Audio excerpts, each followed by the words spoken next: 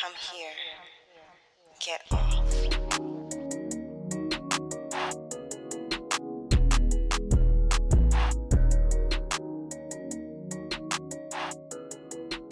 So today we're talking to Quinn Gee-Edwards. Quinn is the owner of Magnolia Mental Health and founder of Hey Black Girl. Quinn is a licensed psychotherapist and specializes in codependency, trauma, and minority related issues, including those that impact women, members of the LGBTQ community, and people of color. Hey, Quinn. Hey, how are y'all? We Doing well, are thank you. lovely. Yes, glad to have you here. But before we dive into our questions, what are your pronouns? My pronouns are she and her. Awesome. Okay, we're both she and her as well. So, Quinn, we read your official bio, but we like to push folks to sum up what they do in regular ass words. So, what would you say it is that you do? So basically I get paid to be nosy. Yes. That's genuinely my favorite way to describe what I do.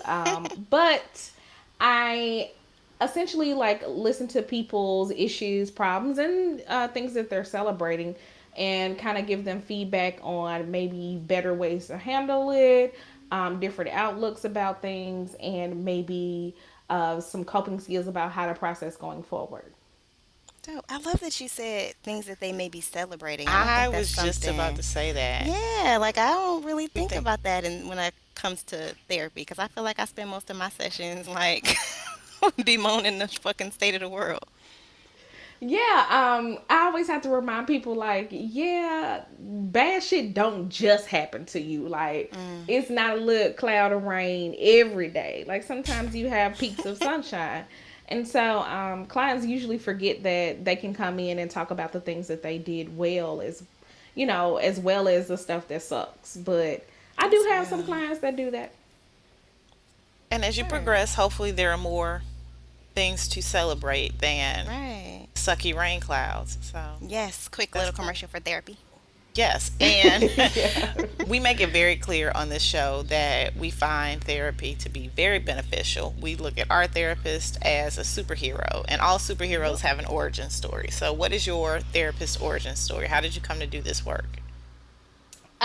So originally I wanted to be international psychologist and focus on victims of sex trafficking and Mm. work with the FBI around that under my mentor, who is Jane Goodall's mentee. So, Wow. good stock, who is cool, by the way. She's really cool. Um, so Is she black? I, Jane Goodall, white as hell. No, I know she. Oh, I thought you were talking about your Oh, mentor. no, No, she no. a white woman too, but she Oh. don't. She don't want to be, but in the good way. You know how some white people be like, "I wish I was black," and Oh, it's I just, wish I could renounce it. Yeah. yes. No, she doesn't do that. She was like, "Yeah, being white cool because I get to call attention to the shit that white people be fucking up with." Oh, So shit, I she like uses that. her privilege properly. I like it. Exactly. I originally wanted to do that, but I ended up getting divorced in college, and it really impacted kind of my professional trajectory as well because I went and got counseling myself, Mm. and I really liked it. It was a more direct way to approach the issues that I was having, and I thought, I like this, so I want to do more direct work with people. So I just switched gears and just did therapy instead. Well, I wonder how many folks come to be therapists from going to therapy. I would hope a lot, but as I have recently learned in many of the therapist Facebook groups I'm in, therapists are stupid too, and some of them don't have their own, haven't gone through their own shit and process, and Mm. I think that should be a requirement for our degree. But I was fortunate enough to work in a clinical environment starting off that required me to do my own counseling. And Oh, so I shit. understand what it's like to be on the other side of. Now, be clear, it sucked. It totally sucked. These are the people who told me that it was in my head that, I was experiencing microaggressions. But Wow. Oh, wow. I am glad that they made me go to counseling. Well, I it just probably didn't want to taught you do a it with lot them. to put yourself in the shoes of your clients. So, Yeah. And Hmm. speaks to the necessity of culturally competent therapy, right? Like, the idea of going and telling a white person all my business is repellent to me. Mm. But like, I think that some people, they live in places where they may feel like they don't have a choice or whatever. But even just the idea that even if you have to go to someone who may not match your experiences, that you are still looking for someone who can in some way, if not relate to what you're going through, not fucking tell you that it's all in your head. Exactly. And that's kind of one of the reasons why I made sure that I specialize in populations that don't really see themselves on the other side of the couch. Mm. And, working at that clinic, I am grateful for the things they taught me. They also taught me about what microaggressions are because I'm not sure, it was back in the day about 4, 5 years ago, back in the day of, Jabot jeans in the South, Ah! but which was literally 5 years ago. But so they it really taught me before I really had this larger sense of what microaggressions were. Like I was experiencing them in real time, and so later on, when I look back and I have the language for that, I can help clients who experience those things navigate through them. And I'm sad that I went through that pain, but I also think that that made me the kind of therapist I am. And unbeknownst to them, it helped shape, like my perspective of like, this is the populations that I really want to work with, the people that I really see need this. And it felt good. Word. So, I mean, you just said that that feels good. I'm wondering, like, what is the thing that you like most about what you do on a day to day Being right. basis? Being right. Like, I'm literally like, I don't know when this will premiere, but I'm literally getting Soon. out of a day full of sessions, right? And I've been right all day. You know what I'm saying? Like, it's just, after like 6 hours, you tired of being right your damn self, And so I just, I think that's my favorite part of my job is just that gratification, right? Like, see, Mm. bitch, you be knowing stuff. And part of that is because I have this like imposter syndrome that like I'm not the right kind of therapist. I'm always so Yo. scared that I'm fucking up somebody's life or that I am just saying the wrong thing or I'm sweating or I'm oh god, like they're distracted. They're not even listening to me. And Mm. so being able to come into a session after I've had those insecure thoughts and hear a client really say back to me, "Hey, all that shit you told me to do, you was right. This is how it worked." It Damn. kind of helps like calm that voice in my head. But also, I really do like helping people, and again, I am nosy. I like knowing shit. I mean, that imposter syndrome shit is real, and I never really, like, I know that it is something that women deal with, right? And I know that it's something that women of color in particular deal with.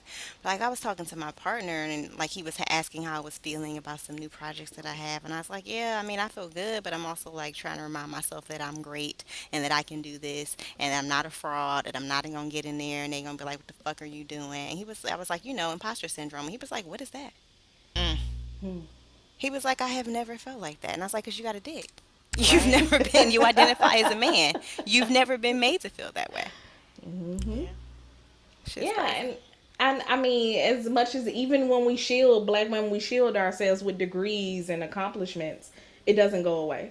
Because that was one of the ways that I built. I thought I was building protection against my insecurity. Right, Mm, was to create this Spartan like barrier between me and this force that my anxiety was just so loudly speaking through that you don't belong here. You're not like the rest of the therapists. So there's something wrong with you, and I hear it every day.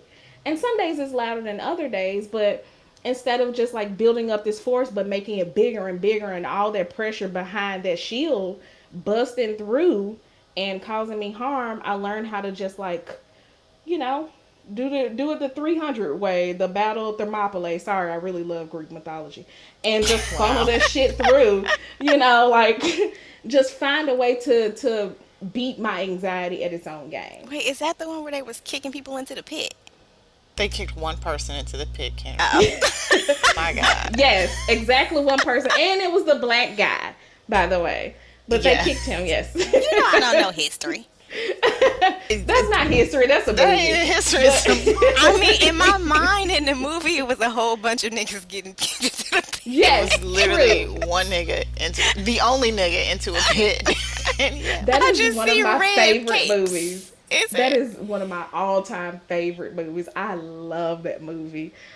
I yelled that shit all the time. Like when I was problematic, right before I would get into a fight, I'd be like, "This is Sparta" in my head, like, and I would just charge. Like literally, whenever I'm on some stupid shit, I yell, "This is Sparta" first, I was about to and say, now, it's just is so much this really fun. only when you were problematic? Because I feel like you probably have a few "this is Sparta" moments. Like you probably had one at Whole Foods this Right morning. now. I don't shop there. That's for the devil. But I support that.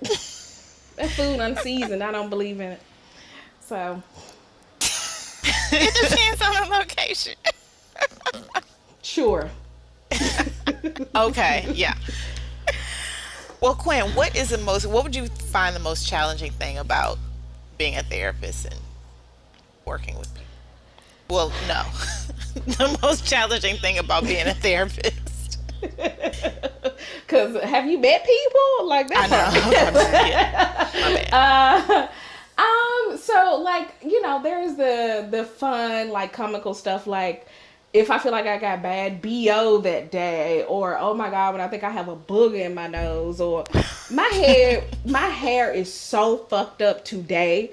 I just went ahead in one of my sessions and just wrapped my fucking hair. Like I was just like, look, I don't want you looking at this shit no more. Let's just wrap this up. And they just was like, I appreciate your authenticity. So it's just like, and one of my braids fell out in my session like 2 weeks ago. Like, it's just be stupid shit that be happening. Or I have some milk and now I gotta fart my whole session, but I gotta not look like it. Or my session running over and I gotta pee, and my client want me to walk them to the door, so I gotta stand up with my knees together and holding my damn bladder so I don't piss on myself in my session. Like, just a Being million human. bedelia. Yes. So that part is hard. But then also, of course, like when my clients are triggering me, right? That's called, like, well, countertransference is when I'm projecting my shit onto them. But sometimes, like, I have some of the same experiences and issues that my clients have. And when they're in front of me talking about things that I'm also processing and stuck with, it is so hard.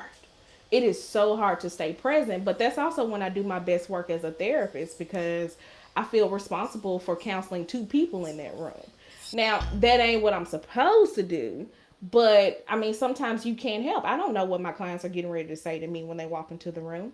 So I just roll with it and just let them know, like, hey, I understand exactly what you're going through. Here's what I think you should do. And usually when I'm saying that, I'm talking to myself. That's also why I use we a lot in sessions with clients, because I'm often reinforcing some of these things as well internally. Damn. I mean, I think I never thought about it that way because even, when I'm like setting my boundaries around certain things that I can't talk to people about, a lot of times it is because it is triggering to me. Like if a family member wants to call and dump all of their shit on me, right? Like a boundary that I've had to set is that I can't do that because it fucks with my own anxiety. I never thought about the fact that that would impact a therapist on a day to day. I think in a way I do kind of think of y'all as superheroes. Like y'all got this like Mm-hmm. extra shield around y'all Hmm. that other folks don't have that lets you be able to do that work and walk out unscathed. But that's not realistic. No, and nobody thinks that therapists need trigger warnings. Like, that's the interesting part. Like, so for instance, it don't even always be about difficult traumatic stuff. Like, because I'm like, super liberal, whatever, my clients might say something like, you know I don't like how my pussy is feeling nowadays. And I'm just like, okay, wait, I was not ready yet for that conversation. But I You went, yep. appreciate the candor. Like, I thought we was gonna talk about your baba shit. Like, so it's sometimes I'm just, cause it's so fun sometimes. I like so many of my clients that sometimes I try to manage like talking to them like as like somebody that's a peer and understands what they're going through and is enjoying this conversation with them, but also like making sure that I keep it therapeutic. But Mm. then also there's the times like when I'm out and about, especially like when I was on Twitter and back home, people would recognize me and they would just walk up to me and just start telling me trauma shit. Like, Oh shit. I'm in Kroger in the bread aisle because I was finna fry some catfish and spaghetti. But Yes, anyway, Yes. fish and spaghetti. all right. See, this is the largest group of fish and spaghetti advocates I've ever been around. So I just want to take a moment and appreciate that for the culture. But Yes. Everybody soak it in. um yes, like the hot sauce and the bread. Yes. Mm. So, but no, I'm usually like in random places and someone will like just decide that because I'm a therapist, they want to tell me something. When I'm getting my hair done, when I'm in the car in an Uber, when I'm at a random party, when I'm meeting people, when I'm grocery shopping, like Damn. even like people would try to be my people still try to literally be my friend to get free therapy. Oh Like my I've had at God. least 4 people say that to me in the past year and a half on social media via DMs. Like, I would love to have a therapist as a friend because I feel like you'd be my best friend. Like, here, like, what? These people have You zero know, boundaries. yes. And also, we forget people are weird. Yes. So, like, that's the hardest part. Is just like sometimes people forget that, I'm a regular person, Hmm. Yeah, that's real shit. So we're gonna change gears a little bit because we asked you to come on the show today because we read a book last week, "Let Me Free You," that features a self-described hotep. So for those who are listening who don't know, I'm gonna read a short description of a hotep from the homie Damon Young over at Very Smart Brothers, and he first reminds us that hotep is an Egyptian word for peace. So we got that out the way, like we know it means peace. But then he breaks down the way that we tend to use hotep today, and he says, for some signs that a person might be hotep, look at the following, or look for the following: one, a steadfast belief in illogical conspiracy theories. Two, an arrogant adherence to respectability politics. Three, sexism and homophobia that vacillate from thinly veiled to, if being gay was natural, how come it ain't no gay elephants? Four, unbowed and uncompromising support for any black man accused of any wrongdoing, even if said man's guilt is clear. Lord. And five, ashy ankles. It feels hella accurate. I'd also like to add that ashy part between your thumb and your index Yes. finger. Okay, Ooh, so I'm full disclosure, my shit's ashy right this moment, but I was Oh my washing gosh. dishes, so damn, it's mine. Hold on. Nope. Gotta keep lotion. I mean, none of the other shit applies though. We good, we good. Okay. Okay. So while the male lead in the book did his best to separate himself from what he even described as some of the worst things that are associated with being a hotep, he made us think about some of the terrible men that we've encountered. And we happen to know, Quinn, that you have a top notch hotep dar. So, what makes your alarms go off? Whew. So much. Everything that Darnell said, of course. I would also add probably like either that area right before like the bottom of your foot, like that ankle area, or like You like the that tendon, the elbow. back of your tendon? Yeah, like like right there. Whew. Yes, that is it, honey. It's like they don't believe I in will, reaching down. The because white they man wants you to bowing reach to the down. white man. The white man wants you to reach down. But apparently they don't uh, because white people don't wash their legs. So, but the yeah. white man wants you to bow to him. That's why he don't put lotion on his ankles. You Oh, see what I'm saying? Stay woke. yes. You know. Yes. Please sleep. So that I also think those curved fingernails, the ones that don't lift up, where it look like no, this ain't like it's 1D. Like he got a 1D finger, you know what I'm saying, No. or no D, whatever it is. Like it's just flat. Booty Like diggers. what? Call them booty diggers. Because you can dig I in your just booty without scratching yourself. okay, all right. Ugh, like those fingers are so gross. It's like it's a part of it's like a helmet for the finger. Ugh. Oh my god. That if they got one of them ankh necklaces or some kind of wooden Pause for the jewelry. cause. I have an Ankh tramp stamp. I was young and Well, wanted a tattoo and needed something that wasn't, I didn't want to get sweet and juicy on my back, But so did you I think was it was like classy. deep? I thought it was deep. I thought I was classy. Fuck all y'all. Was you fucking with a hotep at the time? No, this is part of what makes me a hotep magnet, and now I'm mad. Why do cats see you like out at But I festivals and get a glimpse of your uncle and be like, they ooh, was like, that one? peace queen. I'm like, no, I'm really a bald headed hoe. I really like bald headed hoe shit. It's false well, this your own advertising. fault. Yeah, it definitely is. They be like, we wanted a queen. We got a hoe. I'm like, yeah. And that's it too. If they just always say like queen and what grand rising, grand rising. Wait. Ooh. So wait, let's unpack Grand Rising because that's the last part of the story that we read. Like the couple wakes up and the dude says Grand Rising and she say Grand Rising, Neil. What does Grand Rising mean? What do we know collectively? I don't. I'm assuming the sun rose, I'm so mad. and it was grand. Someone thought that one morning. This is such a grand sun. Well, grandson, stay woke. That's where it came from. Always center the man. Works. I have no Works for idea. hotep. But I mean, I think that and probably super creased clothes. Maybe if they're a mason. Well, I don't know. I'm thinking about that one lately. Might want to consider that. Okay, again, I feel attacked because I'm from the Midwest and we like to crease our pants. No longer do I do it, but it was a thing. Yeah. That is sure.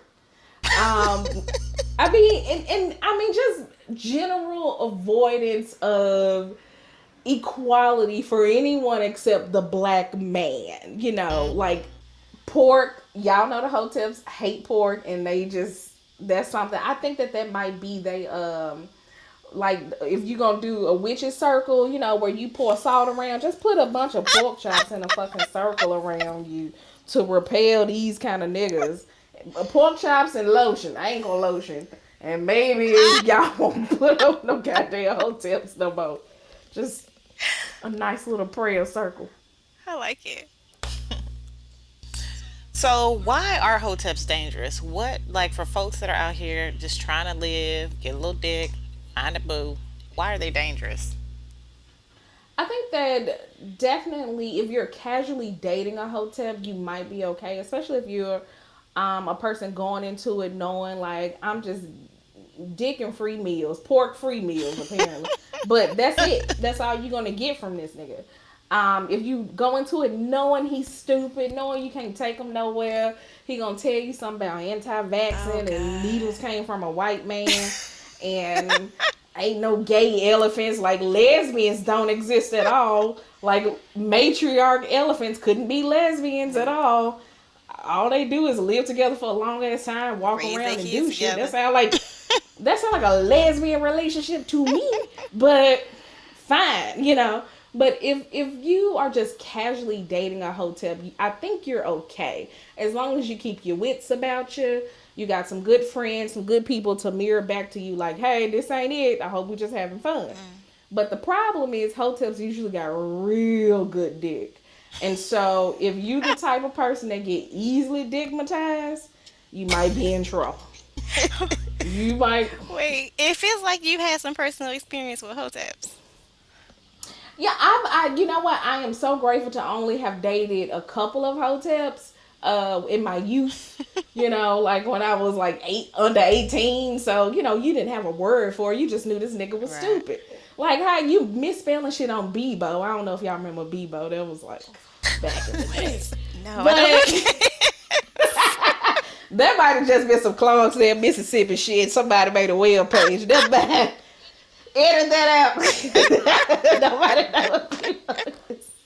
It was Mississippi's Facebook, but so, but essentially, like I dated some niggas back then who were kind of like, just young and stupid. One of them was half Puerto Rican, so he would talk to me stupid in Spanish, and I love it. He probably said "Hase Frio" or something. The nigga was in Mississippi. He wasn't connected to his roots, but I don't know.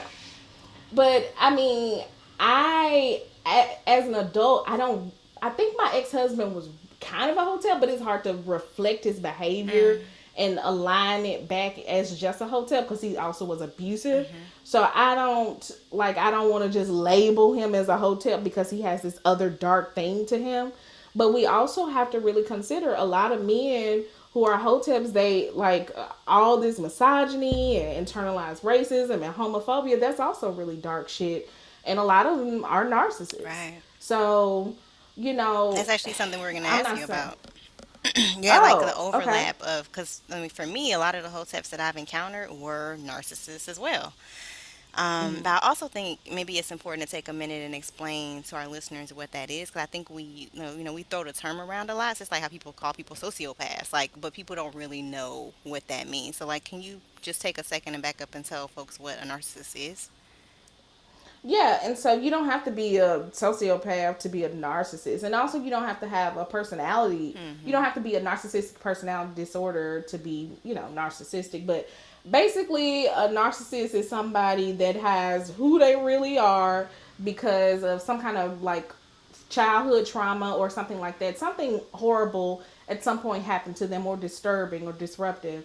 And they decided instead of confronting it and processing it and dealing with it like the rest of us, they was going to come up with a whole new sense of self, and they won't see anything outside of that, and they want other people to kind of engage with and or worship that false sense of self that they Oh created. shit. That feels very familiar. so, so given that definition, does it make sense that I've seen so much overlap between hoteps and narcissists?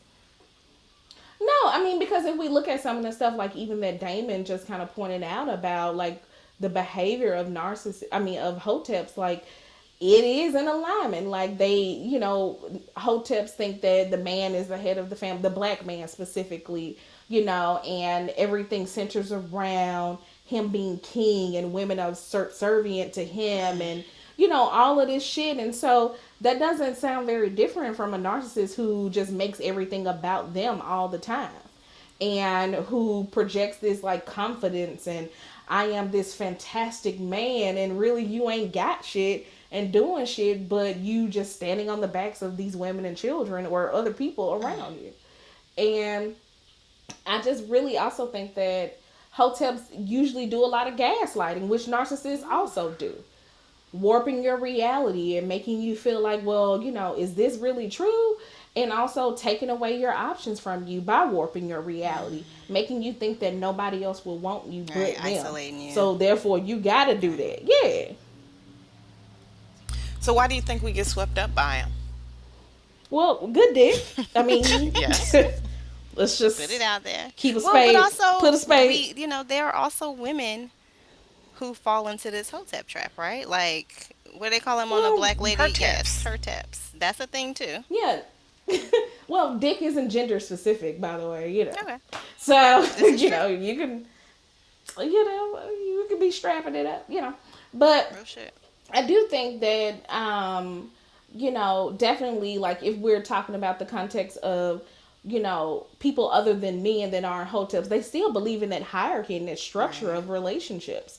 So they still contribute to these harmful ways in any possible way. And the goal is, I don't want to be the bottom of the totem pole, so I'm going to always find someone lower than me. Oh, So for so her hold on. tips, I'm it sorry, might. y'all. I'm gonna say one thing. I always try to do things in the moment. So using the term totem pole is actually derogatory.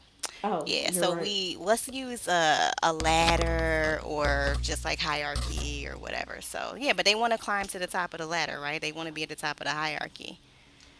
Yeah. Exactly. And they also want to make sure that, that they have someone to look down upon. And so for her tips, you usually see, especially like black women of a certain demographic, like an age group, you usually see that kind of antagonism that black men have towards black women. With black women, it's usually against like trans persons and the LGBTQ community, and Somebody who they perceive like to be lower on the hierarchy than they are. exactly unmarried women, young mothers, like Mm. people like this who just reject very specific structures and hierarchies that they have believed Mm. in. So, what can folks do to disentangle themselves from these hoteps? I mean, obviously, phone a friend if you feel like you getting too dick whipped, you know, or ass whipped, shall I say? And I think that it's really important for you to have a really good when you can, right? We're not talking about relationships where you're 17, 18, and you're developing who you are, but if you have a very solid sense of who you are before you go into a relationship with a person like this, it will be really easy for you to not have your core shaken so much up by them. You know what I'm saying? Like with earthquakes, they put the damn poles deep in the ground, and so even when the earth moves, like the foundation doesn't have to. And I think it's important for you, if you're gonna be dating as an adult person, to just at least go into relationships where you know who you are, because you're gonna be constantly tested by hoteps or herteps or just regular people about shit you think you already know about you. And if you already are protected and well grounded, you'll be all right. And you'll know that this person's full of shit. Now, if you like most of us who don't have that sense, that core sense of self before you start dating, you learn on the way, Right. right? So having friends reflect things back to you, but you have to be honest, and we have to eliminate the shame of fucking up in Oof. relationships. So you have to be honest with your friendship circle, also be honest with, if you have a therapist or, a pastor or, someone you're close to that you can download some of this stuff about, lean into them and just be able to say, like, this is what's going on with my person. And when shit is abnormal, they will tell you. I had, I've been thinking this story was normal my whole fucking 20s and 30. Well, I'm only 31, but 20 and 30, But I have been telling people that one of my exes, who was a hotep, who is a doctor here in the DMV area, actually. I met him through his girlfriend, which I was fucking his girlfriend and then I got him. So, I mean, Well, I mean, so I got hooked up with him, and I remember thinking he was a doctor, so he knew everything he was talking Mm. about, right? And so I'll never forget, like, after he was telling me something about, like, how women should talk to men, and his mom always bent her knee to his father when he came into the house after a long day, and shit like that. I'll never forget, I was talking to people about just a random story, and I was like, yeah, he put some hand sanitizer on his dick instead of taking a bath. What? And I didn't Ah! think nothing of Ah! it. Oh God. I will never forget, like, this, like, about 2 months ago, I just found out that wasn't normal. I was sitting there laughing at this story with my wife about another part of the story. And my wife is sitting there looking at my friend's face, and I'm moved on, and they all laughing. And I'm like, damn, this is a good story I'm telling. And so they all said, that's not normal. What are you talking Mm. about? How did you skip that? And your friends, if you're honest with your friends about what's going on, they will call it out, whether it's comical or not. That doesn't matter. But I have people in my life where I can reflect these experiences back to, and they can give me some feedback about it. But that didn't happen if I wasn't willing to be Right. vulnerable. Which is tough, right? Especially because we're taught that that's a weakness. Yeah, we're conditioned to think that we have to be strong. Right, absolutely. So for folks who, are kind of like us, and well, I'll say like I'll speak for myself. I turn to books for solutions and plans all the time. I'm a nerd. Do you have any book recommendations for folks who may need some help with dealing with the issues that may arise, either from dealing with somebody like this, or to kind of give them a grounding to be able to disentangle themselves? Absolutely. My favorite books to prescribe to clients are The Body Keeps the Score, and Facing Codependence. So Body Keeps the Score is mostly centered around like physical trauma and the disconnect between your brain and body when these things happen to you, and how your body responds in one way, your brain responds in another. And it's really good to see like people really understand like these two things don't always work in tandem. And sometimes my body is telling me this isn't a good relationship. Why am I in this relationship? Your body's always tired and crying. Well, you're always crying, and you're sick, or you can't get aroused as much as you used to, because your body is trying to give you these clues. Your brain though will tell you this is the best relationship you've been in. He hasn't hit you. What's wrong with that? Is this relationship so bad? She isn't doing nothing that's as bad as your last partner, you know? And so being able to show them the disconnect that your brain and your body will have, and how to learn to understand your complete language that your body is giving you is really important. Facing Codependency is one of my favorite, is because one, all my black women have resistance to that book. I have never prescribed that book to a black woman. At this point, it's like 112 women that I prescribed this book Wow. to. Every single one of them gets angry. It's always. I mean, Every the single one word is like, codependence is scary. yeah, especially because for us, we're conditioned to think that we're supposed to be hyper independent, and that word codependent seems incongruent with what we think about ourselves. But without getting too much into the like being super independent is a form of codependency. So I'm just like, Oof. okay, Why you sure, so loud, Quinn? yeah, all right, sure, you single independent woman don't need no man. Fine, I get it. I fuck with this. However, let's just talk about why. you know, and that's where I always get the resistance. But those two books really give you a snapshot of your interpersonal relationships with the codependence one, and also how you feel with the Body Keeps the Score one. Dope. Thank you. You're welcome.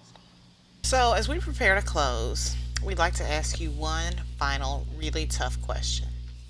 It's a would you rather. So, would you rather be in a relationship with a hotep, or in a relationship with a person, a black person, that swears they don't see color? Okay, so okay, so the kind of relationship, all that shit is the same, right? Short term, long term, whatever. It don't Right. matter. Just would I rather spend my evening talking to somebody about how Bill Cosby tried to buy NBC, or Yo, that happened to me for real. somebody. It has happened to all of us. It happened to me talking to other Oh therapists. shit. So, yes. Never forget that. I thought that was just a Twitter thing until somebody said that shit to me in real life. I was like, you're too old to be stupid. They just are. Like, you've been around long enough to read books. We know that that don't But matter. spend my day thinking about that, or somebody that just probably tucks their shirt in real high. Like up, like where they pants real high, They Like probably sweat wear like, stains, armpit sweat yeah, stains like on their Ducks pants. Unlimited. Yeah, them Ducks, the mallards that be on them belts. They probably wear something like that, or wear they shades with a band or a string around it. Oh my god! At least with a hotel, I'm gonna have a good time. I think I might.